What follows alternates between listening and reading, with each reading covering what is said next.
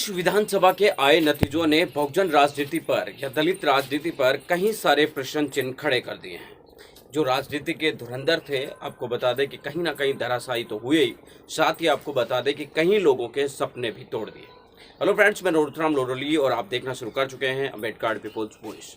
उत्तर प्रदेश, पंजाब सहित पूरे 5 राज्यों के विधानसभा के चुनाव आए और उत्तर भारत में दलित राजनीति को काफ़ी महत्व माना जाता था और खास तौर से मान्यवर साहब कांशीराम जी की जमीन और जन्मभूमि दोनों ही जगहों पर दलित राजनीति का अस्तित्व पर संकट खड़ा हो चुका है। जन्म स्थान पंजाब और आपको बता दें कि कर्म भूमि उत्तर प्रदेश, दोनों ही जगहों पर आपको बता दें कि दलितों की राजनीति पर कहीं ना कहीं प्रश्न चिन्ह खड़ा हो चुका है। मान्यवर साहब कांशीराम जी कहते थे कि उन लोगों ने आपको जातियों में तोड़ा, आप जातियों को जोड़कर बहुजन समाज बनाएं और चुनाव लड़े या सामाजिक समीकरण बनाकर अब मजबूती प्रदान करें।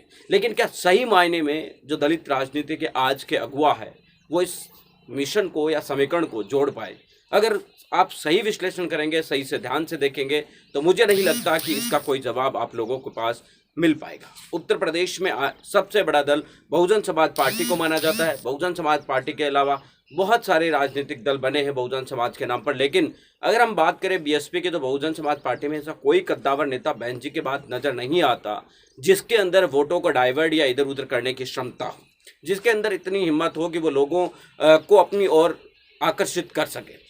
चाहे वो किसी भी नेता का आप नाम ले सकते हैं, राष्ट्रीय कार्यकारिणी के जो लोग हैं उनका भी नाम ले सकते हैं, और आपको बता दें कि उन लोगों में इतनी भी है नहीं कि वो अपने नाम पर आपको बता दें कि 100, 200, 5,000 के लोगों की भीड़ खुद इकट्ठा कर सके। लोग कार्यकर्ता उन्हें इकट्ठा करके देते हैं, प्रत्याशी उन्हें इकट्ठा करके देते हैं और वो चुनाव लड़ते हैं। और आपको बता दें कि उनकी जाकर मंचों पर भाषण देना किसी को नेता नहीं कहते। नेता की एक अलग एबिलिटी होती है, वो चुनाव लड़ एक थोपा गया नेता, और आपको बता दें कि जमीन से जुड़े हुए नेता में रात और दिन का फर्क होता है। उत्तर प्रदेश की राजनीति ने इस बात को बता भी दिया और पंजाब की राजनीति ने इस बात को बता दिया कि आप चाहे कितने भी बड़े क्यों ना हो, अगर आप ज़मीन से जुड़े हुए नहीं हैं, अगर आप ज़मीन पे अपनी हकीकत को नहीं मानते, तो एक दिन ऐसा भी आएगा जब आप धराशायी हो जाएंगे।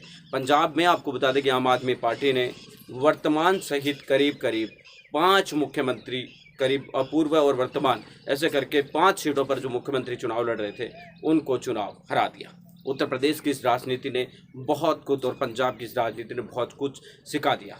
बहुजन समाज के लोग अब किस ओर आकर्षित हो रहे हैं इसका तो मुझे नहीं पता, लेकिन ये साफ नजर आया कि उत्तर प्रदेश की इस राजनीति में कई सारे बदलाव देखने को जरूरी भी है। और पंजाब में आए इन चुनाव नतीजों ने इस बात को साफ भी कर दिया कि आगामी विधानसभा के चुनाव पूरी तरीके से 2 धुरी के ऊपर ही नजर आएंगे। जिस तरीके से बाकी राज्यों में देखने को मिलता था उसी तरीके का अब उत्तर प्रदेश में देखने को मिलेगा। और पंजाब में एक चीज़ देखने को नहीं मिली है कि पंजाब के अंदर आम आदमी पार्टी का नया उदय हुआ है।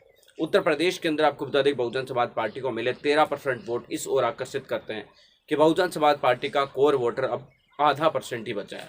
अब आपको बता दें कि उसके पास यानी कि 12 में से सिर्फ 6% वोट ही उनका कोर माना जा सकता है। 6% वोट तो प्रत्याशी भी अपने दम पर लेकर आए हैं। तो इस तरीके से देखें तो अब बहुजन समाज पार्टी के अलावा अगर बात करें तो बहुजन समाज की चंद्रशेखर आज़ाद, जिन्होंने आपको बता दें कि इस बार काफ़ी दम भरा था, चुनाव से पहले बड़ी बड़ी बातें कही गई थी, लेकिन अगर आपको बता दें कि उनके वोट को गिनेंगे तो हम अंगुलियों पर उनके वोटों को गिन सकते हैं।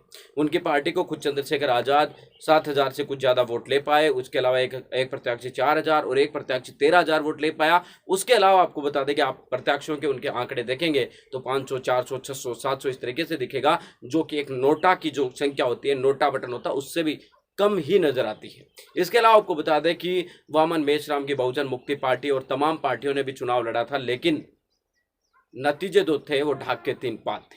अब सवाल ये है कि क्या बहुजन समाज के ये नेता जो अपने आप को बहुत बड़ा नेता मानते हैं, चाहे वो बहन जी हो, चाहे चंद्रशेखर आज़ाद हो, चाहे वामन मेश्राम हो, चाहे कोई और हो, क्या ये लोग अपनी अहंकारिता या अपनी बातों को छोड़कर एकजुट हो सकते हैं या फिर एक साथ आ सकते हैं?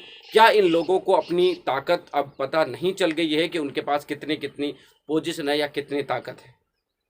अगर आपको बता दें कि इसके बावजूद भी इन लोगों के पास अभी भी अपना सब कुछ होने के बाद भी अगर अपने आप को ये मानते हैं कि वो बहुत बड़े धुरंधर है, तो ये आपको मैं बता रहा हूँ कि उत्तर प्रदेश में आगामी विधानसभा चुनाव में कहीं अस्तित्व भी आएगा नज़र, ये भी कहना बहुत मुश्किल होगा। राजस्थान, गुजरात और तमाम राज्यों के आपको बता दें कि कुछ दिनों बाद चुनाव है। भारतीय जनता पार्टी के प्रधानमंत्री जिस दिन नतीजे आए थे उसके अगले दिन ही गुजरात में रोड शो कर रहे थे। वहीं आपको बता दें कि बाकी पार्टियों के नेता, ये उम्मीदवार, बाकी का पार्टियों के जो कार्यकर्ता थे, वो इस बात को इंतजार कर रहे थे कि उनके पार्टी के राष्ट्रीय अध्यक्ष सामने आकर कम से कम अपनी हार की जिम्मेदारी तो स्वीकार कर ही ले। वहीं आपको बता दें कि जीतने वाले लोग वहां पर प्रचार प्रसार कर रहे थे। आपको जिस चीज़ से लड़ना है उसके मुकाबले आपको कितनी एनर्जी चाहिए, उसके मुकाबले आप कितनी एनर्जी लगा रहे हैं, ये देखना बहुत दिलचस्प है। अगर बीजेपी आपको बता दें कि 24 घंटे सातों दिन चुनावी मोड में रहती है, तो आपकी पार्टी को उनसे डबल मेहनत करनी होगी। आपको 24 घंटे में 48 घंटे का काम करके दिखाना होगा, तभी जाकर आप भारतीय जनता पार्टी को चुनाव हरा पाएंगे।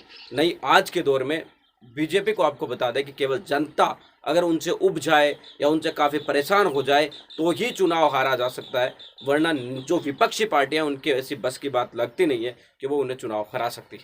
मिलेंगे इस वीडियो अपडेटों के साथ। अब तक आपसे लेते विदा। लाइक कीजिए, कमेंट कीजिए, शेयर करना बिल्कुल।